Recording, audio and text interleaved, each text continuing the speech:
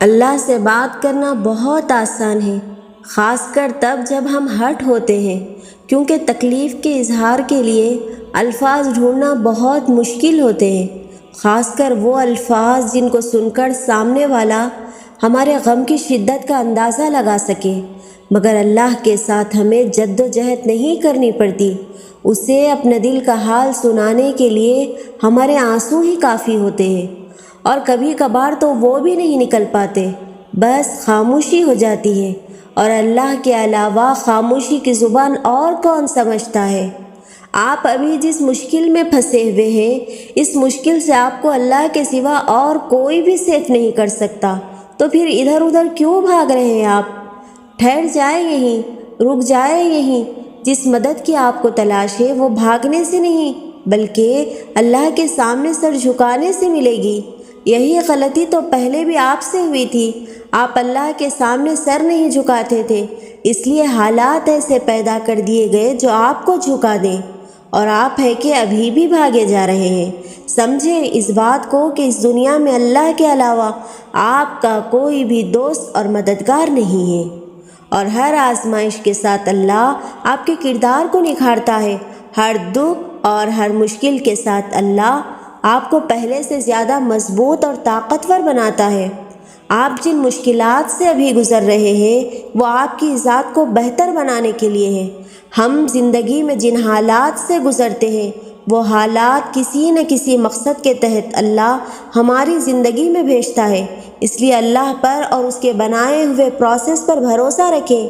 وہ اس پورے سفر میں آپ کے ساتھ ہے، وہ آپ کا محافظ ہے۔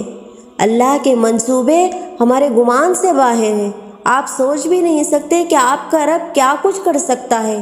وہ ایک لمحے میں آپ کی زندگی کے صفحات آپ کی حمایت میں پلٹ سکتا ہے۔ آپ کی زندگی جو ابھی بھی الٹ پلٹ ہوئی پڑی ہے وہ اسے ترتیب دے کر سیدھے کر سکتا ہے۔ تو پھر آپ اتنے گھبرائے ہوئے کیوں ہیں؟ کیا آپ کو اپنے خالق کے وعدوں پر یقین نہیں ہے؟ اور ایک دن آئے گا جب آپ بیٹھ کر ان دنوں کے بارے میں سوچیں گے اور آپ کو احساس ہوگا کہ آپ تو یوں ہی بلا وجہ پریشان ہوا کرتے تھے، جبکہ اللہ تعالیٰ نے سب کچھ آپ کے حق میں بہتر کر دیا ہے۔ آج آپ جس پریشانی پر اتنا گھبرائے ہوئے ہیں، کل کو آپ اسی پریشانی کے بارے میں سوچ کر ہنسیں گے کہ وہ پریشانی اللہ کے کن کے سامنے تو کچھ بھی نہیں تھی۔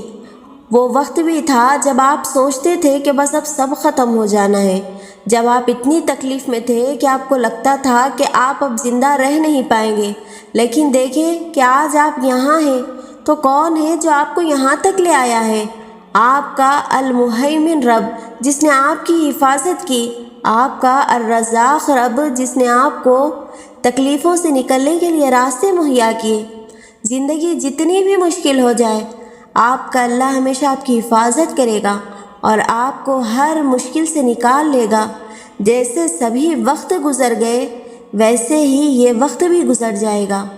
اور جب آپ دعائیں مانگے تو کبھی یہ نہ سوچیں کہ اللہ میری آواز بار بار سننے سے بیزار ہو گیا ہے۔ وہ تو بہت پسند کرتا ہے جب آپ اسے پکارتے ہیں اور بار بار پکارتے ہیں۔ وہ آپ کے بار بار مانگنے پر نہ تو غصہ ہوتا ہے اور نہ ہی اکتاتا ہے۔ وہ جانتا ہے کہ آپ کو اس کی کتنی ضرورت ہے۔ وہ آپ کو سننے کے لیے ہمیشہ حاضر رہتا ہے، اس لیے آپ اس سے مانگتے رہیں اور اللہ سے آپ اچھا گمان رکھیں، اور اپنے برے حالات کو اتنی اجازت نہ دیں کہ وہ آپ سے اللہ کے بارے میں اچھا گمان چھین لیں۔ اور اللہ کے بارے میں اچھا گمان بہت ضروری ہے، کیونکہ اللہ اپنے بندے کے گمان کے ساتھ ہے۔ اگر آپ یہ گمان رکھیں گے کہ آپ کے رب نے آپ کی دعا سن لی ہے تو آپ کی دعا قبول ہو کر آپ کے سامنے آ جائے گی۔ اگر آپ یہ گمان رکھیں گے کہ آپ کا رب آپ کے ساتھ ہے تو اس مشکل گھڑی میں آپ تک اللہ کی مدد پہنچ جائے گی۔ آپ اپنے رب کے بارے میں جتنا احسن سوچیں گے آپ کو صلہ بھی اتنا ہی احسن ملے گا۔ اس لیے خود کو اپنے رب کے بارے میں عمدہ گمان رکھنے کی عادت ڈالیں۔ یہ عادت زندگی کے ہر موڑ پہ آپ کے بہت کام آئے گی، اور اللہ کے پاس آپ کے لیے اس سے زیادہ اچھا راستہ ہے جو آپ نے اپنے لیے سوچ رکھا تھا، اور اس کے پاس اس سے بھی بڑی اور خوبصورت منزل ہے جس منزل تک پہنچنے کی آپ کو خواہش تھی، اس لیے خود کو اسے سونپ دے اور مطمئن ہو جائے، کیونکہ وہ آپ کو وہیں لے جائے گا جہاں آپ کا سکون ہے۔ یہ کائنات اسی کی ہے اور وہ اس کائنات کے سبھی راستے جانتا ہے، اس لیے بے فکر ہو جائیں اور صبر کرتے رہیں۔ قرآن میں صبر پر اتنا زور کیوں دیا گیا ہے؟ اللہ تعالیٰ بار بار قرآن میں اپنے بندوں کو صبر کی تاکید کیوں کر رہا ہے؟ تو سنو، کیونکہ صبر ایک مشکل چیز ہے، خاص کر درد اور غصے کی حالت میں۔ نہ تو صبر کرنا آسان ہے اور نہ ہی صبر آسانی سے آتا ہے۔ صبر آپ کو ہر لحاظ سے، ہر طور پر، جسمانی طور پر، روحانی طور پر، جذباتی طور پر، دماغی طور پر تھکا دیتا ہے اور توڑ دیتا ہے۔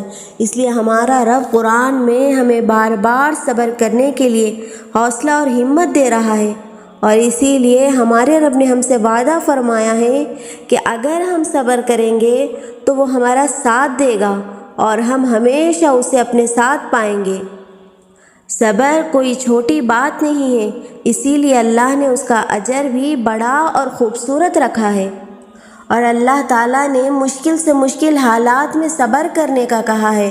اللہ نے درد سے بھری گھڑیوں میں صبر کرنے کا کہا ہے۔ صبر ہی کیوں بھڑکتے جذبات کو چپ لگائیں؟ تو سنو، تاکہ تمہیں پتہ چلے کہ اتنے بدترین حالات میں بھی آپ کا رب آپ کو تھامے ہوئے ہیں، تاکہ وہ آپ کو واضح طور پر آپ کے ساتھ نظر آئے، آپ کو اتنی شدت سے وہ محسوس ہو، اس کا ساتھ محسوس ہو کہ آپ اپنی تکلیف کو بھول بیٹھیں۔ صبر نہیں کریں گے تو تکلیف میں ہی گھرے رہ جائیں گے۔ اللہ کا ساتھ کیسے دکھے گا پھر؟ اللہ کی مدد کیسے ڈھونڈیں گے پھر؟ کیسے نظر آئے گی اس کی مدد پھر؟ شیطان کا کام جذبات کو ہی ابھارنا ہے اور پھر اسی آگ میں آپ کو جلتا چھوڑ جانا ہے۔ اس آگ میں گرنے ہی سے تو بچانا ہے خود کو۔ کیسے؟ تو سنو، صبر کر کے، اور اللہ تو صبر کرنے والوں کے ساتھ ہے۔